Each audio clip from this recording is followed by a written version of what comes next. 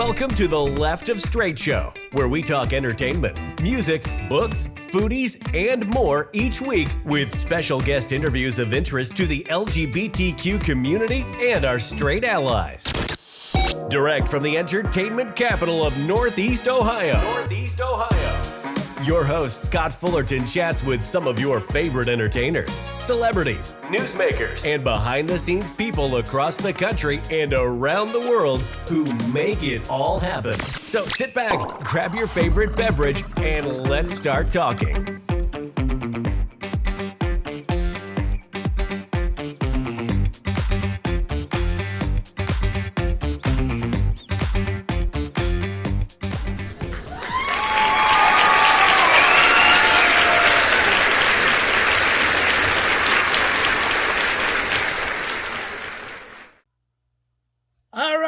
Gentlemen, welcome back to another fun interview right here on the Left of Str8 Show. As always, I'm your host, Scott Fullerton, and today I have a very special guest joining me here for his third time on the show. Pano Tsaklas is stopping by. He's been a prominent figure in social media, music, and acting for over 10 years now. His YouTube channel is heading towards 9 million views, and throughout the time that I've got to know him, he's been a master of reinvention, as well as keeping the same down-to-earth personality and just the right amount of irreverence to keep things interesting. These last couple of years, he's been making waves in the entertainment industry with his remarkable performances, his infectious charisma, and since his last appearance on the show, Hannah's been busy pursuing his passion not only for acting, but also has made a little side trip over to beautiful downtown Dallas, Texas, which we'll talk all about. Pano's artistic journey continues to evolve, and we're thrilled to catch up with him today and learn all about these latest endeavors. Please welcome back to the show, Mr. Pano Tsaklas. Pano, how you doing, my friend? Wow, I'm great. That was quite the intro. Thank you for that. That was awesome. I think after the third time, I almost have your name right. Not quite, but I'm getting closer each time, so I'm happy about that. You got it. It's fine. You're good. How is everything on your end, my friend? Things are going pretty well, just living life. Staying positive through everything, having a great life. It's been good. Well, I love it. I mean, I had your buddy Mark Schwab on a couple weeks ago. We talked, and his interview is actually going to play right before I play yours because he told me about the film from last year and this newest film coming out that I wasn't even on the radar with. And of course, both co-starring you. So I had to have you back on the show. Thanks for coming back. Thanks for having me. It's exciting. It is exciting. I'm excited to talk to you all about it. We just had Pride Month a couple weeks ago for you. You talked about one of your videos, I think, at the end of last year that you're celebrating 10 years as an out and proud gay man. Talk about that a second. I mean, after a decade, what's changed about coming to terms with it and just finding your tribe?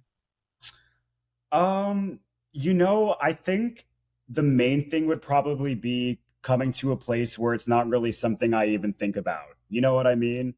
Like, I have gay friends, I have straight friends, I have friends of different genders. I feel like I've cultivated a life at least that surrounds me with people who don't make my sexuality anything other than just another facet of who I am. You know what I mean? Awesome. So, I think any, gay person, they come out are fearful of coming out, even if they're in circumstances that will be accepting because of how we've been conditioned to perceive our sexuality, and so to look back on 10 years of outness, I guess it's pretty cool. Very cool indeed. Well, I want to start with talking about this move to Dallas here. I mean, it's a big significant change. You've been New York, LA, you're from not too far from me here in Pennsylvania. I'm here Northeast Ohio. But let's talk about Dallas. I mean, it's not the greatest political climate in the world, and you're getting into the summer months. Oh, my goodness. Good luck on that. But talk about, one of the things I'm excited about, of course, I've followed you on social media forever. It seems like you're making new friends there. How's the move been so far? It's been really great. I was actually living in Raleigh, North Carolina for like a year prior, and I wasn't really doing much with my social life, right? Moving from LA to North Carolina, it was like a total 180 in lifestyle. And I was still happy there. Like I found ways to enjoy mostly my own company, but I never really got out of my shell and like made like new friends, you know, spending a lot of time with my coworkers and with myself, right? So when I came to Dallas, I was kind of consciously like, okay, like I have to do this completely differently, you know, make the conscious effort to get out there, meet people, etc. And actually, so my second day when I was here, I just went out to a bar and I just got some drinks and I started chatting with like everybody. And there were these two guys, they're a couple, and one of them knew me from like my Instagram. So he started talking to me, and they've become like my close friends here now. You know, they're actually transplants as well. And then we have another friend in our group who's like a transplant also. So we've all been kind of like acclimating to the city together. You know, going out to dinner, having game nights, all the fun sort of stuff, you know? That's awesome. Congratulations. That's great when you can find a tribe relatively early on like that. Totally. Yes. So cool. Well, let's kind of catch up. Like I mentioned in the intro, this is your third time on the show. You've really kept evolving from YouTuber to music and acting a little bit while you're doing music, and now a little more concentration on acting as well. Mm. Talk about, I mean, we have since Drag Race and through Taylor Swift, everyone's in their era now. What Yeah. era is this for Pano right now? I feel like I'm in a perpetual, just eclectic existence era, you know? I just do what calls to my heart, you know. I don't I I'm passionate about a lot of different things, you know. I've always been the type of person that if something intrigues me, I have a hard time not participating in it myself, you know. And so yeah, like I said, it's just kind of a constant era of just following my heart and doing what calls to me, I suppose. I think that's one of the things that draws me to you. I'm kind of a vagabond myself. I think I've moved 18 times since I was 18 years old. So I bebop around the country as well. And Hmm. there's pros and cons to it, but overall I enjoy it. And I know that you're kind of the same way. So that's kind of really cool. Let's start with YouTube. I mean, I'm new to it. As I've always said in our past interviews, I have the face for radio. I'm trying to be one of the cool kids and getting on video now, but talk about doing it for 10 years now, 9 million views. Has it ever become a chore to you, or where are you at in your YouTube journey right now? Well, you know, actually, YouTube is something I've been doing for like longer than 10 years. Honestly, I grew up skateboarding, and so Right. back in like 2006, I think I posted my first YouTube video, like a skateboarding video, and I have like actually a couple other channels that nobody really knows about, where with all my old skateboarding videos from when I was in like middle school, early high school, you know. And that's what kind of like piqued my interest in it. And when I kind of got exposed to vlogging, and you know, I was in high school and I started the channel, honestly my first thought was like, oh well, like I want attention, so like let me do this too. You know what I mean? Right. And so it's crazy how like YouTube has become sort of the focal point of my whole life, because um I started gaining an audience and it was just like a fun outlet. But then I met a lot of cool people doing it as well. It ultimately led me to start a career in video editing for other YouTubers. And that's actually what brought me to Dallas now. Is I'm a producer for a really, really, really big YouTuber named Preston. And so he and his team moved me out here to take on this producer role on his team. And it's been a new challenge because you know I've come from a place of doing my own YouTube videos kind of like in my bedroom, and now I'm on like a full like production team of like 60 people with like a pretty like involved role. So it's been crazy, you know, to see also how YouTube has kind of like evolved, that it is like real production now, you know what I mean? So yeah, it's been awesome and exciting. You know, as far as like it goes, like my own channel goes, I think I was maybe losing the spark for it when I was kind of coming out of college, kind of finding my way outside of college, because I had been doing it for so long and I had been doing vlogs for so long. So I kind of got to the point where I was like, what do I even talk about anymore? You know? But I feel like right now I am kind of having this renaissance moment on my channel, you know, taking the analytic knowledge that I've gleaned from working for other big YouTubers over the years and kind of applying it to kind of reshape the kind of content I'm putting out, which is why I'm doing sort of more commentary style videos on reality TV and that kind of stuff. Well, let's talk about that. I mean, I like I said, I follow you and I've been watching your videos lately, and you've been kind of recapping a reality show off Out TV. We're going to play a clip of it and talk about it on the other side because I think didn't even know about it until I saw your clips on there. So I've been following along the last couple of months here. So this is, what's the title again for me? Give it to me one more time. For the Love of Dilfs. For the Love of Dilf. All right. This is a little bit of Pano here doing some of his recap on For the Love of Dilf. We'll talk about the other side. You're listening to Left of Str8 Show with my special guest, Pano Tsaklas, right here on the Left of Str8 Radio Network. Hey, Daddy. Welcome back. And welcome to the For the Love of Dilfs Double Dilf Special! In this video, I'm going to cover both episodes 4 and 5. If you want to see the first 3, I'll leave links in the description. I got a little playlist going so you can just watch through that if you'd like. But you can definitely jump in right here because I'm going to start this video with a recap. Previously on For the Love of Dilfs. Tensions are high in Dilf Mansion as new pairings continue to solidify. I will feel uncomfortable picking somebody that can switch up. Gordon's got his eye on Mateo, which made Tokyo, his original himbo, pissed off. You are baby daddy of the season. I'm sorry. After struggling to solve a pretty simple puzzle, the himbos met a new daddy named Charles. Hi, my name's Charles. After what may have been the dumbest concept for a reality TV show date ever, one daddy needed to be eliminated, where shockingly, Daddy Alex eliminated himself.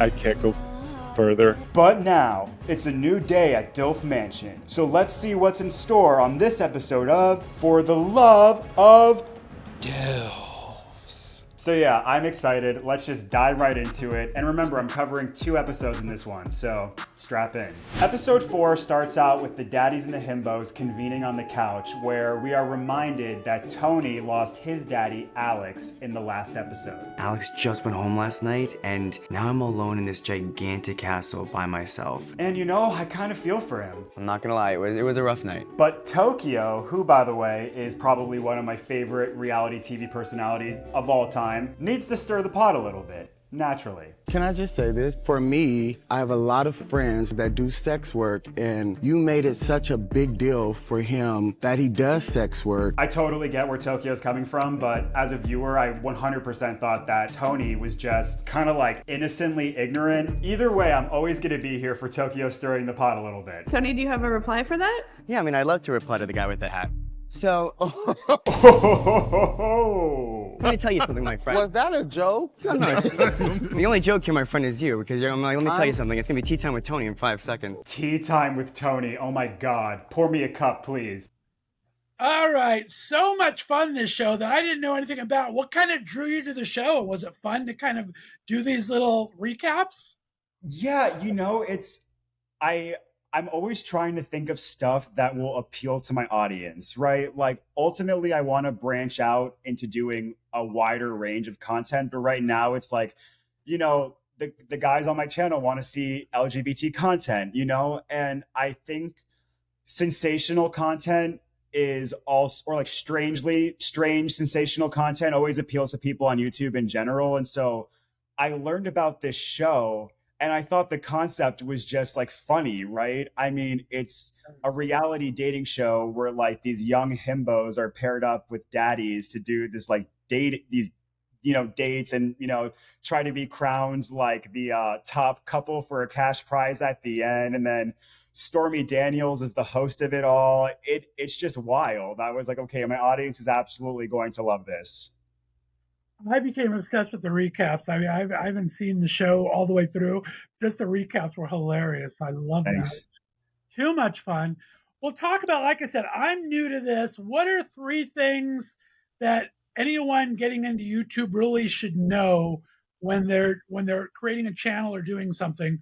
What do you suggest to people just starting out? I would say first and foremost, just dive into it. Like, your content isn't going to be what you want it to be from the jump, but it's from that consistent posting that you'll sort of like kind of like develop your niche and figure out how you want your voice to kind of come across.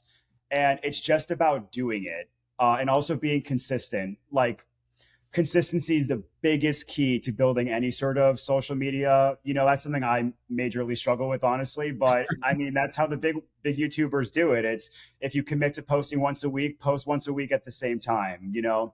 That's one big thing. I would say also, make content that you're actually excited about, because if you're not excited about it, you're not going to want to stay consistent with it. And I would also say, like, make sure it's something you really want to do. I think a lot of people have sort of like a glamorized idea of what YouTube can be, because they see people making videos and making like millions of dollars from doing it. But those people are like seriously grinding. And a lot of people have grinded seriously for years prior to like actually gaining any sort of traction on their channel, So you got to really love it to want to do it, I would say. Exactly. I think it's very similar to anything, like you said, social media to podcasting. Consistency is the key if you want to get people tuning in. And like I said, you have to get excited about yourself. I know I took the first year off after the pandemic because just entertainment dried up, right? There was really no one to interview at the time. Sure. But then it took me another year to get back going again, because once you've kind of slowed down and stopped doing it, you just got to motivate yourself to really want to do it again, right? So Yeah. definitely a double-edged sword. Mm-hmm. Let's talk about the music a bit. I mean, you had this alter persona, you had Blue Hamilton out for quite a while doing some great things. Are you still interested in it? Is it kind of just a hobby now, or talk about the music aspect of your life right Well, now? actually, it's Blue Franklin. Blue Franklin. Similar last names. Yeah. Kind of like presidential, right? But There you go. yeah, it's something that I'll ultimately return to. I've come to the place where I ultimately would love to like quit my day job to focus on one of my creative passions full time, right? And I think during college and after graduation, when I was figuring out, how I was going to live my life, I felt that, I should try to do everything at once. And I'm at a point now where, I'm so occupied by like my actual day-to-day job that I'm like, okay, I have to choose something and focus on it, right? I can't just keep like trying to do like music and acting and YouTube and everything on top, because it's just way too much. Because also I care about having time to rest. That's important to me also, so as far as music goes, like, I'm always writing. It's a skill that I enjoy exercising, but I haven't really been like producing anything. It is something that I will ultimately, without a doubt, come back to, because I love doing it, but right now the focus is mostly on YouTube, I would say. Very cool. And talk about, I mean, in entertainment industry especially, collabs and networking is so important. What's been maybe your most fun experience, either collabing in music with somebody or collabing on YouTube? You had a really fun experience or a weird experience? Yeah. I would say the most fun was probably like around this time last year. I was contacted by this producer from Finland who had found one of my songs, and he's like signed to like a pretty big like record label and stuff, and he wanted me to write a top line for one of his like songs, right? So they ended up not using what I wrote, but he liked what I wrote so much that he produced a whole nother like track around it.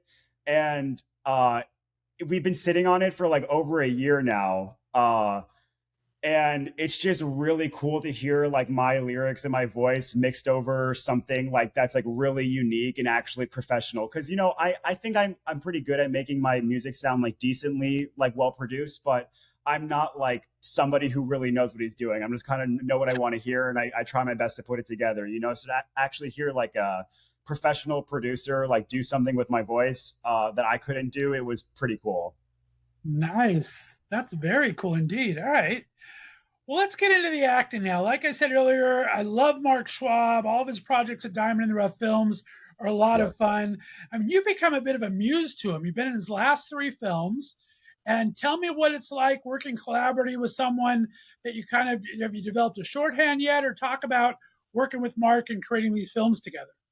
Oh, well, it's just awesome. You know what I mean? I mean, he's just like a friend at this point, right? So it just creates a certain level of like comfort that you wouldn't necessarily have coming on set with somebody that you didn't know. I think it was very easy to connect with him when I first did Shadows in Mind with him like 6 years ago now, you know?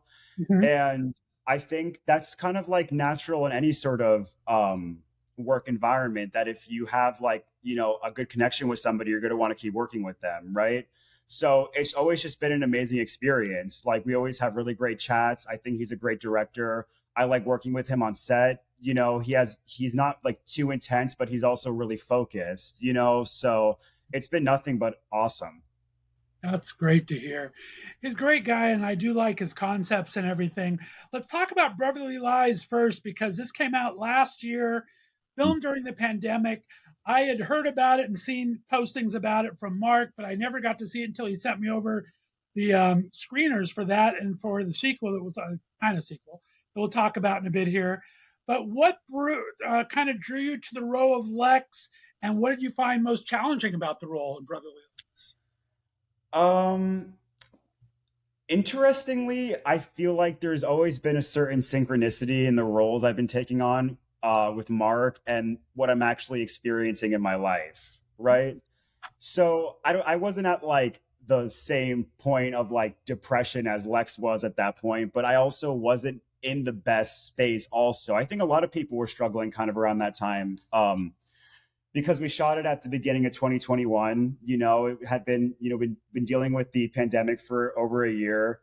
There were like, you know, certain factors on top of that in my life that were kind of like not the best. And so it made sense to do a role that I was, you know, where I was playing a character that was kind of like depressed, you know?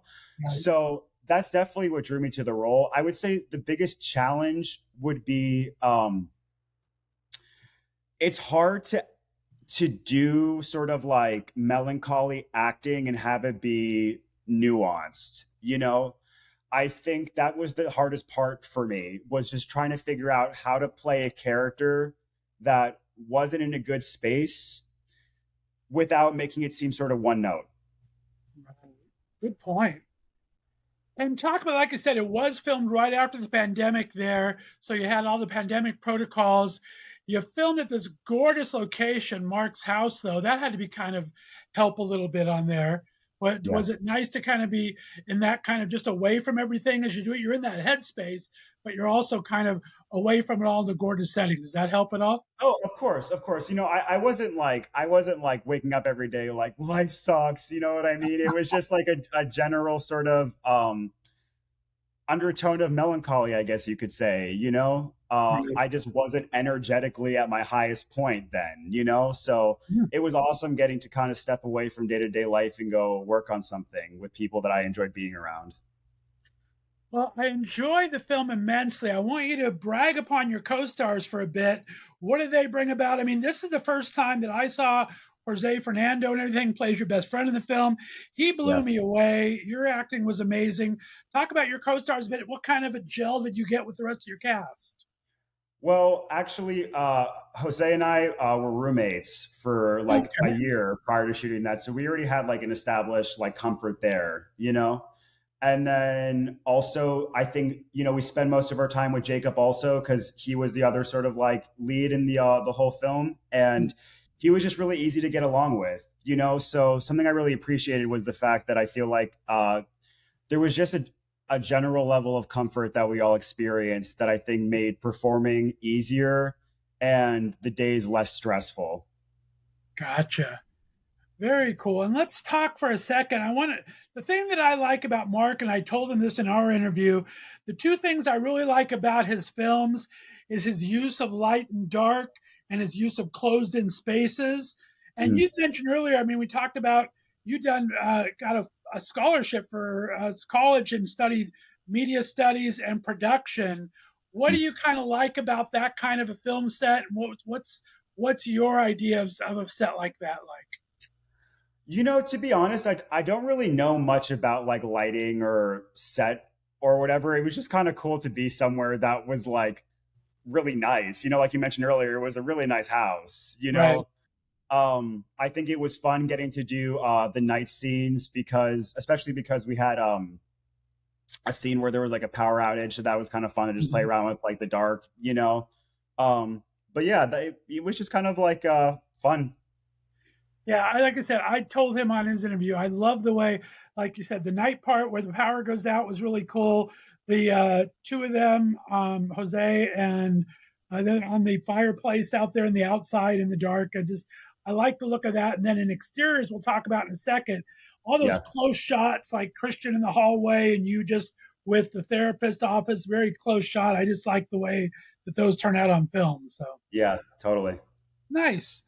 All right. Well, let's. I want to get into exteriors, but let's start with a clip because Mark was able to share this for me, and then we'll talk about your character. It's an interesting concept for the film. I kind of like about it. There's a lot of movies that have done this really well, where it's different vignettes, kind of tying an entire movie together. So the Mm. movie's called Exteriors. One of the scenes starring my special guest today, Pano Tsaklas, and directed by Mark Schwab and written by Mark Schwab. So let's go ahead and watch it when we talk about it on the other side. Cool. Were you able to perform sexually on your date? You mentioned in the last session that you were anxious about that.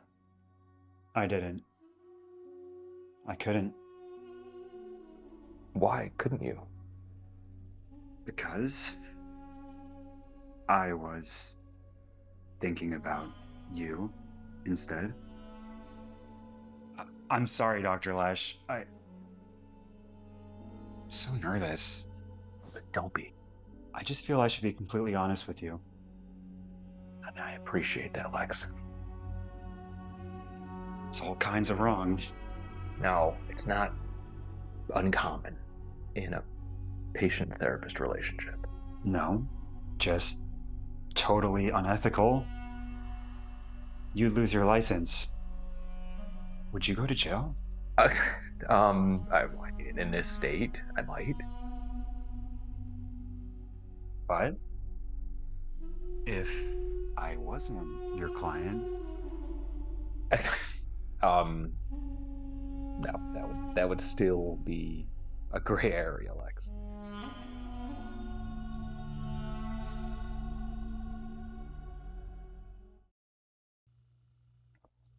All right, we are back. That was a scene for Exteriors, one of the new films that's going to be released by my special guest today, Mr. Pano Tsaklas. Pano talked about this role. It's kind of a continuation, even though it's a different story, but it's a continuation of a character. Have you ever done anything like that before, and how was that to play?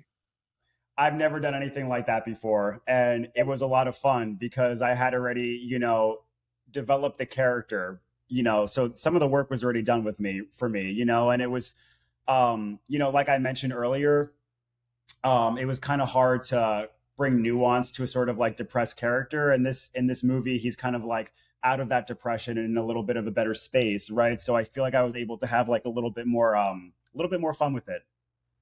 Right, like the first film, it's talking about past events, and this one's very much set in the present, what's Yeah. happening in your life right now. So it Yeah. gives you an entire like kind of new perspective. What kind of an actor do you consider yourself more method? Are you good at memorizing lines? How do you find going into things like this?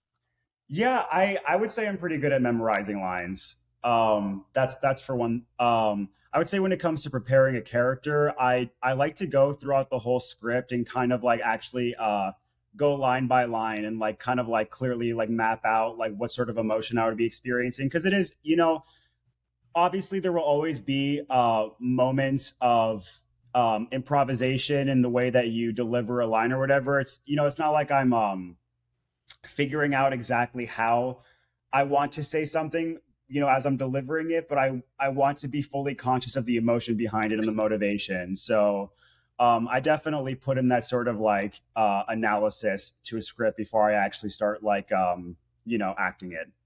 Right, right. Very understandable. And talk about, I mean, like I said, are you more drawn to the acting, doing the YouTubes and being the production that you learned?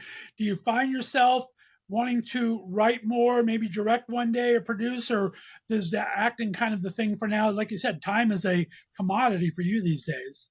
Yeah, I would say anything performance related is always like going to be my priority, right? I mean, I love to write. I'm open to producing. It's why I do it now for my job, because I know how to do it and I'm part of the space. But in my perfect world, I would just be doing the performative type stuff and maybe like writing on top of it also. That's the stuff that kind of speaks to my soul.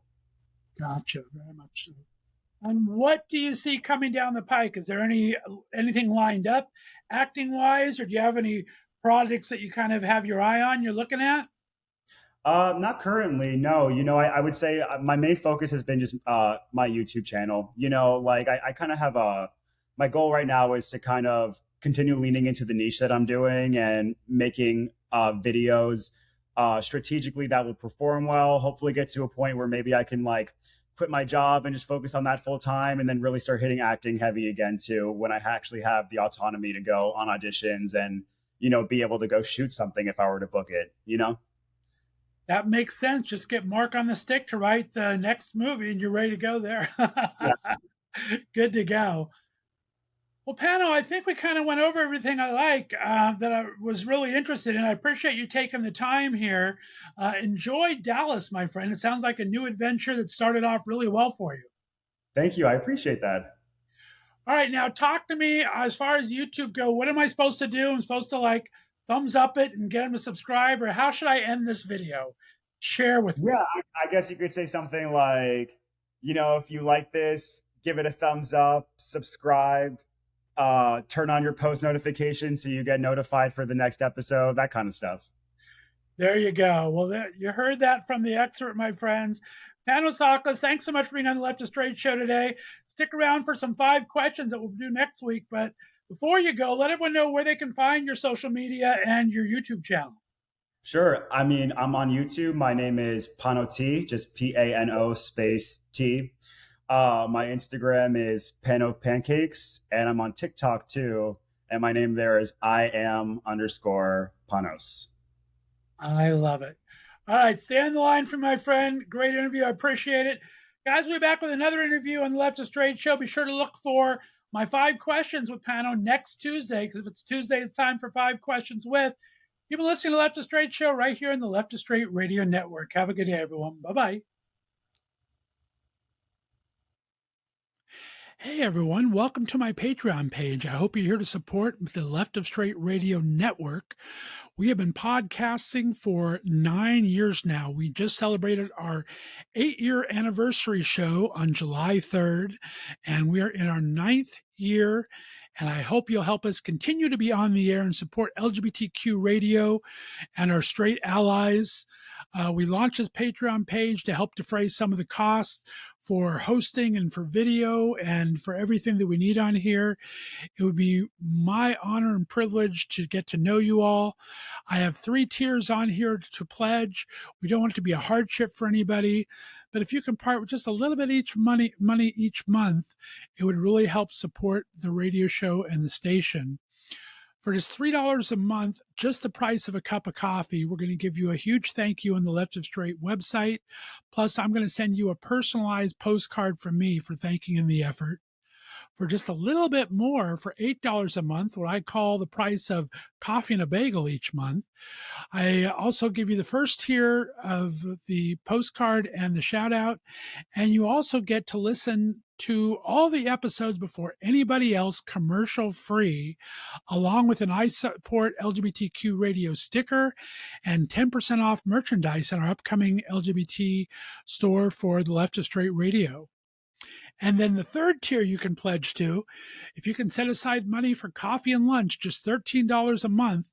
Besides everything in the first 2 tiers, you also have the opportunity to listen live in one of our live recordings, one of our interviews with a celebrity or personality from entertainment, foodies, books, music, or advocacy.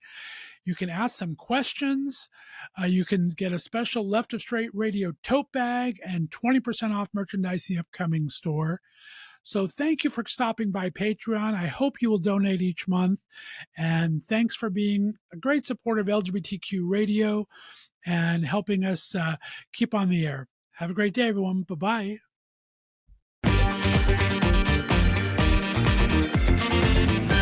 Thanks for listening to The Left of Str8 Show. Be sure to subscribe on your favorite podcast distributor, and please give us a 5-star rating so more listeners can find us. You can follow us on social media, and be sure to check out our website, www.leftofstraightradio.com for contests and other news and information. See you next week.